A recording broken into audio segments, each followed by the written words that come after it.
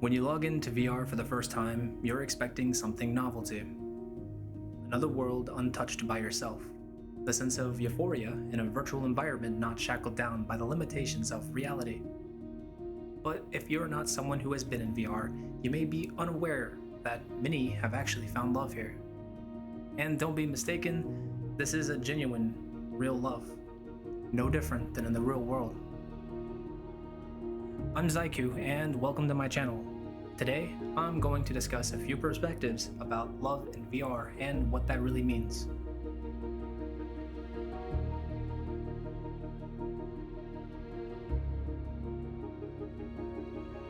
VR is the Wild West of gaming. There is much to do and much to learn. Developers are always trying new things, however, I think many would agree that finding love in this virtual landscape was an unattended ability. Needless to say, we are pioneers in this realm, explorers first of our kind, so there are many things not before seen in this generation that will continue into generations into the future. Just like the presence of love in a space that can be expressed sincerely, just like it would be in real life. I got with a few friends and asked them to share what they think about virtual love. It's important to consider other perspectives on topics such as these to have a better understanding of the significance.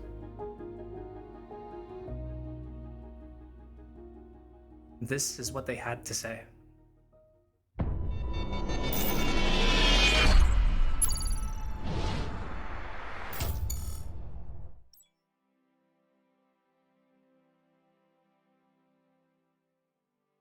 I actually have dated people in the past online and in virtual reality.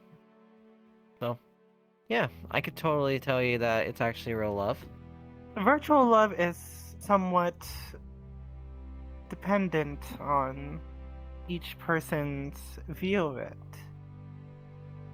I do think it's real. I've seen a friend of mine that has basically met each other in VR chat and ended up marrying each other in real life. For the most part, I think virtual love really kind of falls in a couple of different categories. You have a lot of people who are getting online, getting into VR chat, and getting into virtual environments where they can sit there and they can date, they can hook up, they can hang out with people that they care about, and be around their friends and stuff like that. And some of them are actually very 100% genuine about wanting to actually have relationships with people. Honestly, I've been in a lot of virtual relationships in my time playing VR chat. I could probably think of at least 5 that I've gone through. And some of them have worked out really well for a long period of time, and some of them have not. Some of them are very short. In the time that I've spent really experiencing love in VR, and really getting to know what that means, I've come to an understanding in that the love that I find with someone in VR is actually more of a love for a personality that they portray. What defines love? Right? No matter where you are, in person or in a headset, I would say that love is love. I guess as long as the person is capable of healthy love. To those who don't believe virtual love is real, well, I would say that it is real. Honestly, I don't really care what they think, right? I have found someone, I guess, through the masses of unrealistic, superficial people in this game, and have found a person out of nowhere that I didn't expect to become a person that was really important to me as well as my friend group. It's as real as holding a hand with another partner, as real as just spending time with a friend. Sometimes those connections build and even extend distances. There's a very much big possibility that it is real.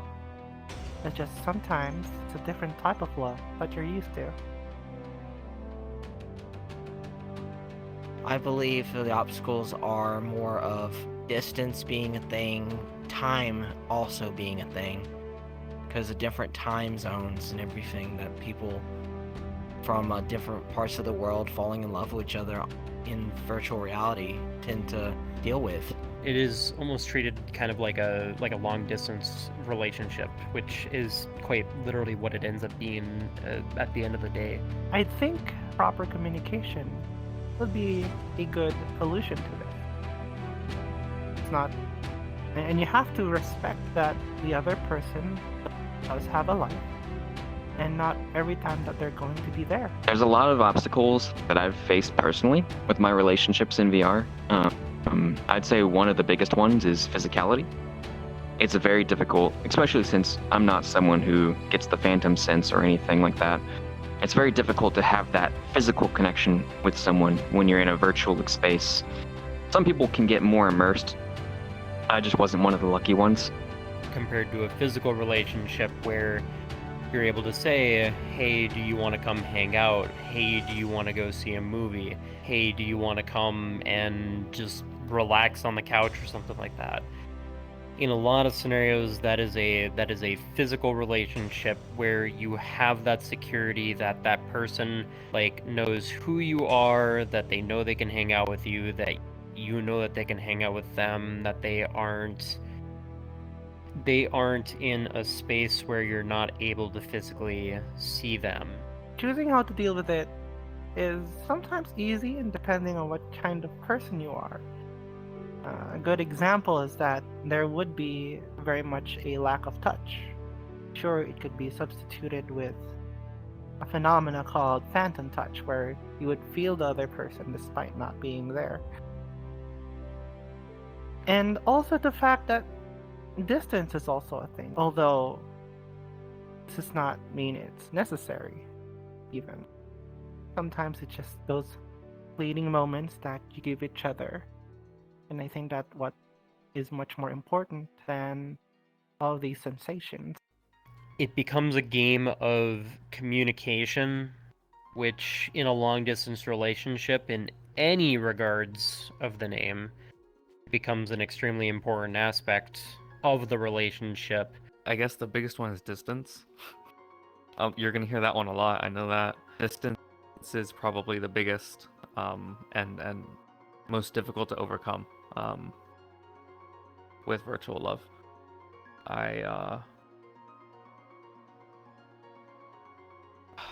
Man, I've gotten anxiety in past relationships because I haven't been able to sit there and be around them like at any given time, or I don't know what they're doing.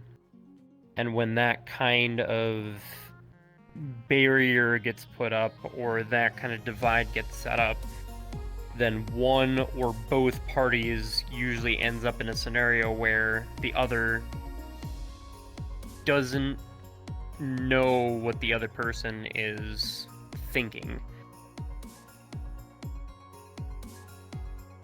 Oh man, virtual love a bad thing?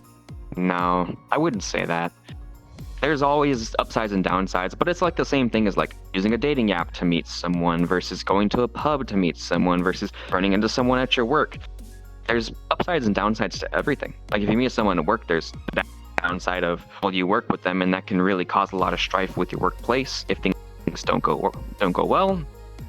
Versus virtual reality, where you don't really get to know the person personally as effectively as you would if you were there with them physically. Versus a pub, which you might not be meeting the kind of people you're looking for a long-term relationship there. Virtual love being bad isn't inherently bad. I would say more of, well, so is everything else. It could be bad, right? Relationships, depending on how you will deal with it, is sometimes bad. Sometimes you have family that's bad. Sometimes you have friends that's bad. Sometimes you get people who are just emotionally manipulative instead of like being the loving and caring and understanding your feelings. Same goes with virtual love. I think it is a bad thing when it works out, because then a lot of people talk about it, and there's more eyes on it, meaning that people try to seek it out, and this is where it gets bad. People seek out virtual love because the experiences that they've seen, they see this kind of Disney movie concept of love, but in virtual reality now, where you can be the perfect being, like on all the Disney movies, and you can fall in virtual love and everything. So it can be really toxic for people who are just trying to exist. But that doesn't mean that it's not possible. And that doesn't mean that there's not a chance that it could work forever. You might just get really lucky and find the right one. We never know where that's going to be.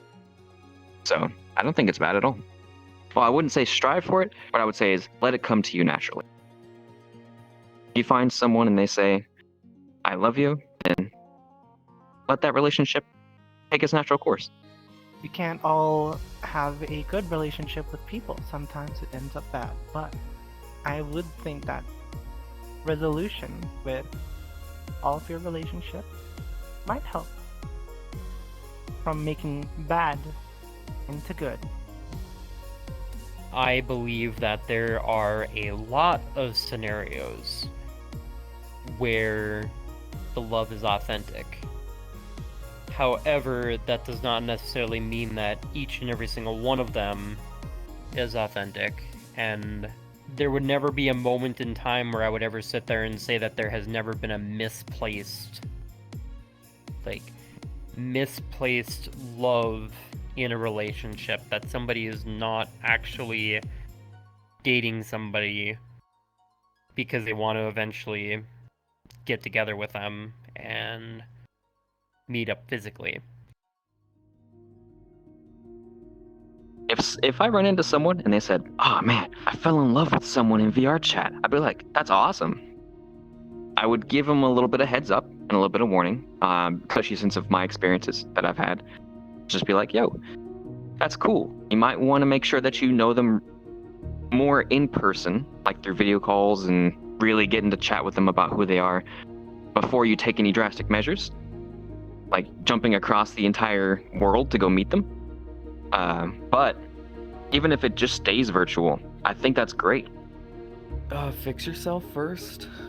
If you can seriously say that you don't have a lot of mind-crushing issues with commitment or sexuality in that specific case, because you can get really confused in this game. Don't go out looking for love.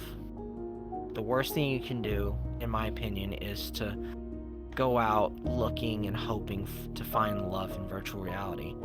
You should really just try to make connection to those who you're close to, your friends, and everyone that you meet. And if that connection does happen and it starts to blossom, give it a shot. Go for it. Be around people you care about. Hang out with the groups that you can feel safe and secure in. Know the people around you that you're actually interested in.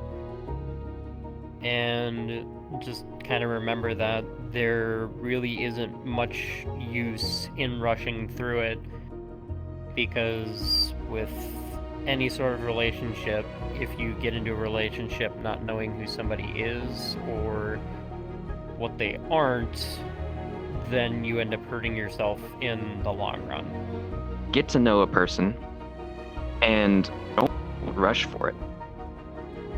So many times people rush to have a relationship. They jump at the idea of like, oh, I could have more of me, you know, or I could have someone to complete me. But that's kind of the wrong way to look at it. You need to look at being a whole person yourself, and then having someone who's also a whole person come into your life, meet them, get to know them, and kind of let that relationship blossom out and not jump into one because you feel like you have to have it. I think that virtual love can be a very beautiful thing. I've seen a lot of it in my time on VR. Heck, I used to be in a relationship myself, and it was a good thing. I actually do miss it still. Finding love in VR is very much a sweet thing. And I think it opens up opportunities to being ourselves instead of hiding away from who you are inside your real life. And it opens up so much more opportunities to people who otherwise won't find love. Because sometimes maybe our environment won't let us find love at all. And I think it's a very sweet thing that people are able to find love in VR. Communication is the key to anything. And if you don't communicate, then it's doomed to falter. If you find someone that makes you happy, let that relationship go and see how it turns out. Because you never know. You might find the one that is going to be your lifetime partner. You might find one that only lasts 10 minutes. And you might find one that lasts 2 years, and that's it. But we can always take something away from a relationship that we have. We can always learn from them. We can always grow from them. And whether it's virtual or it's real, relationships can help shape who you are.